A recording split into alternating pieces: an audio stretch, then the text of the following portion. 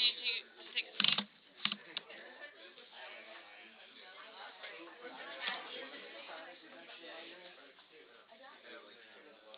Okay, ladies and gentlemen, for us to have a good start on this,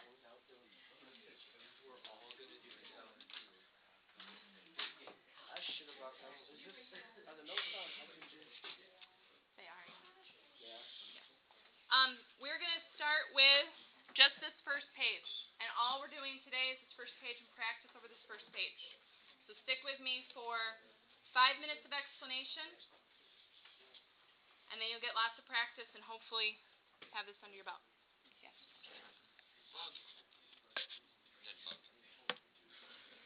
Just do that one.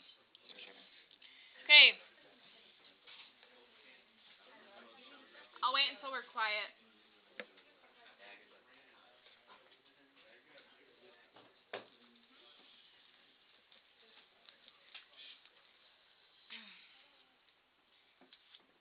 Fantastic. All right, this standard is an extension of a couple that we've spent time on last unit. So most of them that we're going to be talking about for this standard is on factoring, which we just reviewed. So this isn't something brand new, but we are dealing with different functions. We're going to be working to transition to polynomials. Now, polynomials are like cubics and quartics instead of just quadratics. So we're just moving up the chain of functions here. These types of functions model other common real-life phenomena, so we do need to address them, and we use them to model different things. For example, like with quartics, quartics model area, because area is two-dimensional. What's something that's three-dimensional? A cube, because you have volume, right? You have depth. So cubics model volume, because you have 3 dimensions. So that's just one aspect of it. In the last unit, we talked about factoring and factoring patterns with some particular quadratics, maybe even slash on polynomials there. We need factoring patterns because they are the only way to get the solutions by hand. So it says polynomial over there. There are a lot of patterns I could teach you for like when certain numbers are in certain places, the results are always the same, but I don't make you memorize all of them. The one I do make you know is difference of squares. Gentlemen. The one I do make you know about quadratics is difference of squares because that's so common. And then the two that you have to know for cubics are these two. Sum of cubes and difference of cubes because this is the only way to factor something that looks like this. And I think actually, don't forget what we've already learned. The pattern that we learned for quadratics is called difference of squares. Because that'll come back and we'll use it often. Alright, you need to make sure that you copy these two patterns down exactly because you'll have to refer back to them, so we want to make sure that they're correctly written down. Sum of cubes, what does sum mean? Adding. So, sum of cubes means you have two things. I'm just going to label them A and B. They can be variables or numbers, but they're being cubed. To factor something that looks like this, we have to figure out what A and B are. A and B are the cube root of both those terms, and we'll get into that in a minute. But the factoring pattern that it fits into is A plus B is in one parenthesis. And then the rest of the factoring would be A squared minus AB plus B squared. Now, this factoring pattern occurs later on in Algebra 2 because we use it again in another standard. And if you take any math beyond Algebra 2, you will see it in every math class from here on out. So this is the other reason why I make you memorize these because they pop up. So it's good to practice them and use them. I think that's all I want to say there. What does the word difference mean in terms of operations? Difference means subtraction. Good. So this is when you're subtracting.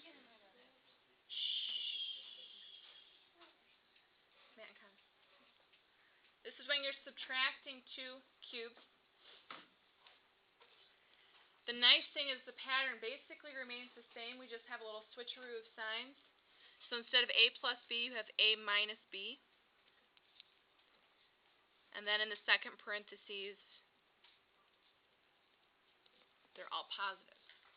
Now this is kind of like using a formula, like the quadratic formula where you figure out what A, B, and C are and then you just plug them in. This is the same thing. We have to figure out what A and B are and then you just plug them into the pattern.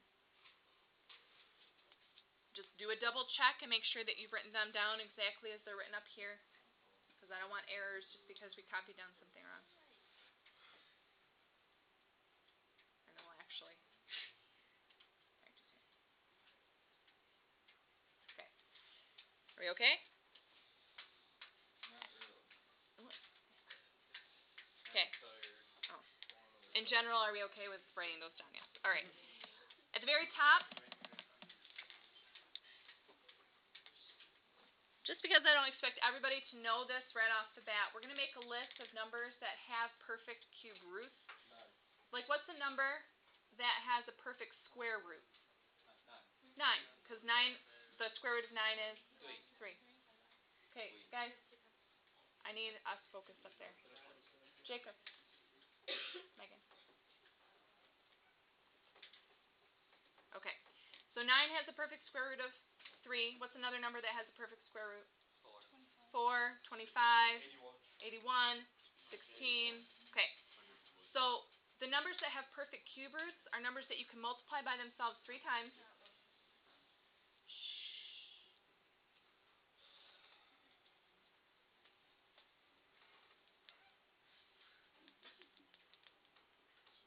Are you guys ready? Okay. Just keep chatting. 2 times 2 times 2. What's 2 times 2 times 2? 8. So 8 has a perfect cube root of 2. So to show this, it would be with a little 3, and I can zoom in a little bit. That little 3 tells you that you're taking the cube root. So the cube root of 8 is 2. So 8 has a perfect cube root, we would say. It doesn't turn into a decimal. 3 times 3 times 3 would be the next number. 27.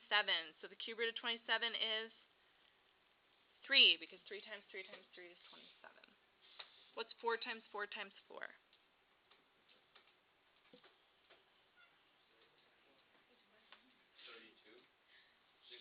64, good.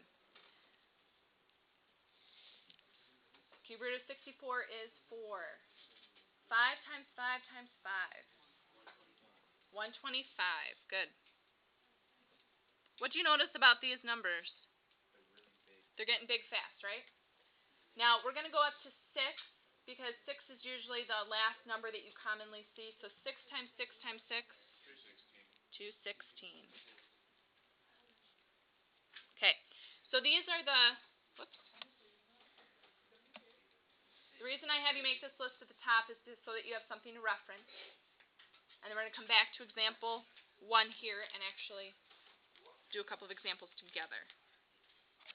Okay, here we go. Let's do 8x cubed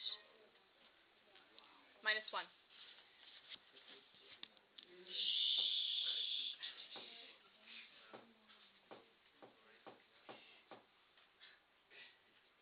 All right. When you're factoring with patterns here, first thing that I would just identify is I would tell you to factor this polynomial. This is a cubic because the exponent on the x is a 3, so we call that a cubic. And if you have to factor this, hopefully you would recognize that this is a difference of 2 terms. So when you have a difference of cubes, it would be a situation where you can take the cube root of both of these terms here. So if I can take the cube root, I'm going to label them A and B, and then I'm going to write the pattern that I'm going to plug into as well. What's the cube root of 8? 2. What's the cube root of x cubed? Just x, right? So my A represents the cube root of the first term, because the A value is what goes into my pattern when I factor. What's the cube root of 1? 1. Good. So I have my A and my B. I can take the cube root of both those terms, so I know I can fit that pattern. This is the difference of cubes. So I'm going to go ahead and write that pattern. without plugging anything in quite yet. And this is, especially as you're first learning this, I would write these patterns every time you do a problem, because writing them over and over again will help you remember them when you can't look at your notes here. Okay, then these two values just go in where A and B are. So in my first parenthesis, 2x is A, and my B is 1. Then I have A squared. Now you have to be careful here because A squared, you're squaring the 2 and you're squaring the x. So what should go here for A squared? Well, 2x squared is correct because you would have to square the 2x, but that would change to 4x squared, right? Because you're squaring the 2 and you're squaring the x. So you could write just 4x squared. That's fine. And then A times B. 2x times 1 gives me 2x. And B squared, what's 1 squared? Just 1. And you're done. Because it's 2x being squared, so you have to square the 2 and square the x.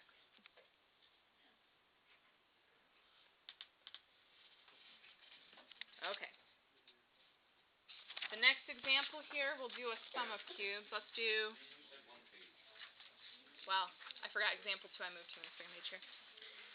So this is the last one that we'll do together here, and then you'll practice.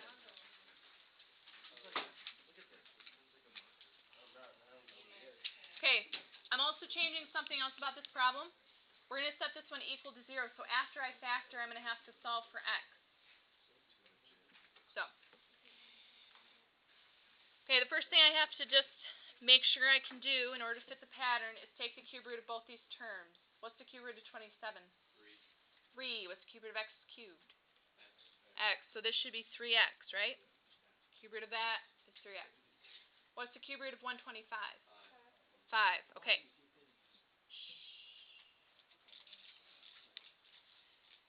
Since this is a sum of cubes, I'm going to write down the sum of cubes pattern, which is a plus b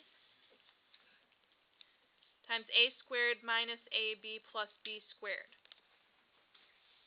So it's basically the same thing that we just used, except some signs are switched, but same setup. And then we're going to plug these in where they go. So what should be my first parenthesis here? Good. 3x plus 5. And then my second parenthesis, what's a squared? Close. 9x squared. Good. Because you have to square the 3 and square the x. And then we have minus, what's a times b? 15x. Good. A times b is 15x. And b squared is 25. Okay. Now, you have factored completely, but if you're equal to 0, you have to take it one more step and actually solve. Now, the little hint here, whenever you use a factoring pattern to factor a cubic like this, we can set this equal to 0, 3x plus 5 equal to 0, and solve for x pretty easily there, because you'd move the 5 over and then divide by 3. But what kind of function do I have here? What's that called? A quadratic, yeah. And so I think we ended with one of the standards we ended with was a standard using the quadratic formula. I'll tell you right now that this cannot be solved. You can't factor it further. You can't, completely square would be really messy because you've got a lot of fractions. So we're going to use the quadratic formula every time to solve this one. Okay? So this is your A, your B, and your C. So stick with me. This last little part here, we're going to use the quadratic formula to solve this part of this problem. So negative B would be positive 15 because you have a negative and a negative. Then you'd have negative 15 squared. This would be b squared minus 4 times a, which is 9, times c, which is 25, all over 2 times a. And then we're going to simplify. Okay, now the easiest way to simplify is to simplify what's underneath the radical first. And I do that all in one step. So, negative 15 squared minus 4 times 9 times 25. So I put it all in one row here, push enter. It's not uncommon to get a pretty big number there. But that means I have a negative underneath the radical. What happens when I have a negative underneath the radical? It changes to an imaginary number. Now, those are still solutions, even though they're imaginary solutions. They're still answers to this problem, so I do want them listed. But you have how many answers here? I have 1, I have 2, and then I have 3, because I have a plus and minus version of this quadratic formula. And what kind of function did I have to start with? A cubic. So with a cubic, you'll always get 3 answers. Just like with a quadratic, you always got 2 answers. So that's just a double check. I should get 3 answers at the end. Because you have a plus and you have a minus. Okay. Kenny, what time is it? What time is that on you? 9:31. Okay, I think what I wanted to do is, partner up with your quadratic partners and work on that worksheet that you downloaded from iTunes U. 4 practice problems on this stuff.